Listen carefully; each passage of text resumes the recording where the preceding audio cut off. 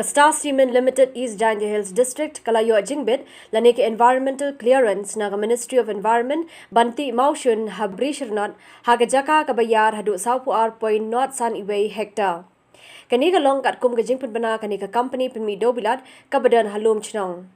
Hindre kani ke jingyo jingbit jong ka Star Cement kala pelingo shikat day ki ba namar dam kumba hndriu banai menchwa la pelong ka public hearing ban pan pinsngo yo ba halor kani ke jingthmu.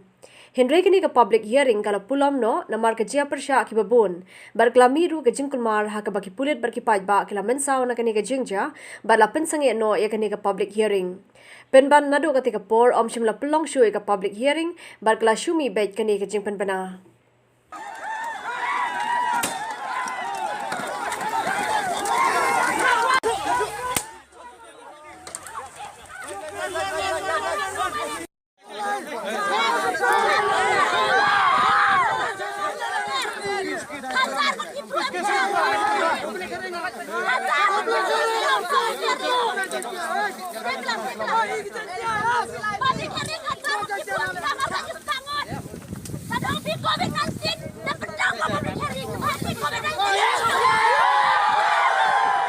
Hari lajang, hari lajang, hari lajang, hari lajang, Jingpyrshah, Jingpyrshah, Jingpyrshah, Jingpyrshah, hari lajang, hari lajang, hari lajang.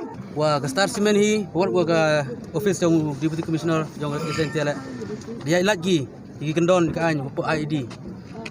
Dia lagi ladong sedong. Hawa wat dia tahu penman untuk penman ini, untuk penman ini hitai Brishyrnot. Wat pai ba le riu pinne babon kiwa percak ye gani ga public hearing.